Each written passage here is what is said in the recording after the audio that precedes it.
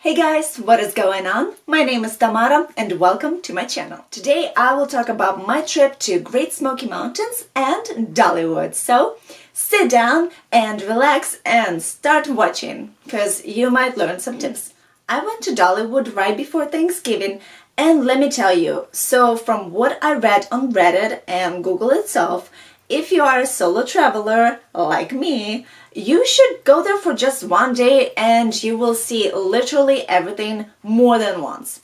I love roller coasters, so when I heard that Dollywood is like one of the top roller coasters in the United States, I'm like, okay, I'm gonna go. I love roller coasters. I love adrenaline. I could just keep going on roller coasters until I will get tired or bored, which some of them actually were. So first things first, I did have to rent a car because my car had issues, but anyways, they got fixed, so yay. By the time you're gonna watch this, my car is fixed. So, Great Smoky Mountains, I drove through them. I do not recommend buying a ticket at the visitor center because literally you could just park your car, nobody's gonna check the ticket on the window.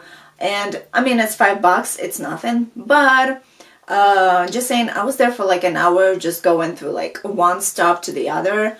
I recommend going to the viewpoints because they are amazing. You get to see the mountains, and I personally seen better mountains. Like I remember going to Washington and seeing those huge mountains and more mountains in the distance, and I'm like, Great Smoky Mountains is nothing to that. So, but if you have not seen the mountains or if you like the wilderness, you should go and see for yourself. So the reason why they're called Smoky Mountains is because they're so high up, like there's literally clouds, there's smoke of the clouds among those mountains, so that's why they're called Smoky, in my opinion. I don't know, I haven't googled it, but that's just my opinion. So Dollywood. Dollywood is located in the town of Pigeon Forge, which is super cute. It's definitely a touristy area. There's lots of gift shops, fireworks, restaurants, hotels, and it's like a strip. And I recommend, first things first, I recommend going to the Alcatraz Museum of Crime. I went there because I saw there was Ted Bundy exhibit, and since I like serial killers, like I like to know what's going on behind their minds, why are they like that. I went there and I'm like, oh my god, I'm like seeing the car where people got murdered, like why I'm so excited. But anyways, Alcatraz Museum of Crime, I mean, it starts off from pirates, goes to westerns, goes to mobs. There's literally like a crime lab in there, how they find out who murdered who, DNA, stuff like that. So yeah, and there was a temporary Ted Bundy exhibit, so I'm like, I have to go see that. The second thing is the island at the Pigeon Forge. It was super cute. I actually did not know that was like a thing in there because when I googled it, I did not see it. So I went there right after I went to the Alcatraz Museum, and it was super cute because it was like before Christmas. Actually, it was almost 2 months before Christmas, but everything at night looked magical and Christmassy. And of course I bought some candy and took lots of photos, and there's like some rides, and it just looked magical. Like instead of daytime, go there at nighttime before Christmas. I highly recommend that.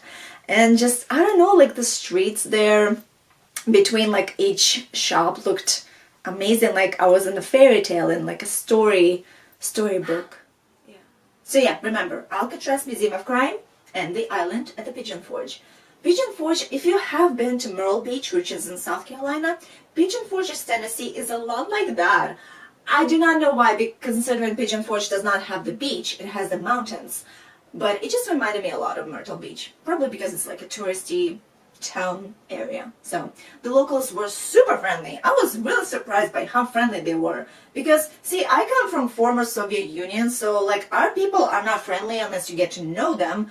Everybody, you know, walks with serious face. Nobody smiles. If they smile, they think, like, if somebody smiles, our people will think you're an idiot. You belong in a psych ward.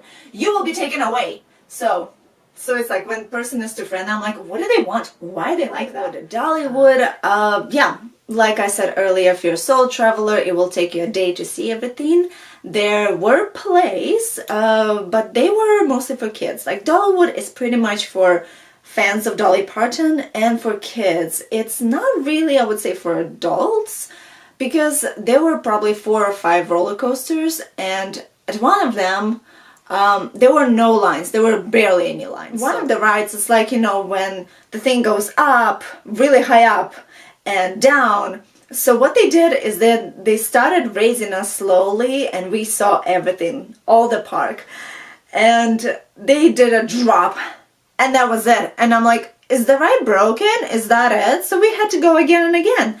I mean, I went there twice, which was like, okay, that's normal apparently. So yeah, which was a huge disappointment, because those kinds of rides, they slowly raise you up, they go down, and and I explained that to one of the workers. I'm like, is this ride broken? What's going on? And he's like, that's just what it is. I'm like, oh, okay. That was not fun. That was so disappointing. That roller coaster disappointed me more than most of the men in my life. So, just saying. Every time a man disappoints me, I just become more prettier. So yeah, Dollywood. A few rides were really good. They are maintained, which does say a lot. And I did go to like a few of the Dolly Parton museums. I even went on her tour bus, which she used to use.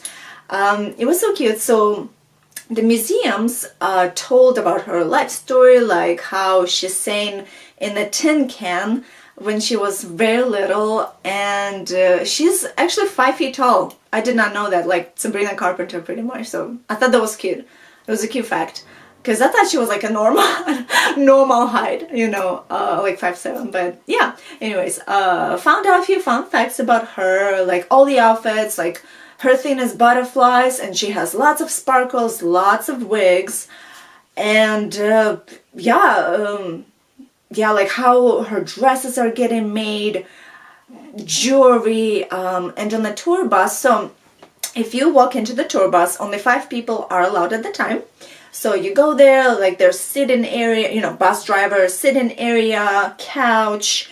You keep going further, there's 3 beds. So for the bus driver, her manager, and someone else.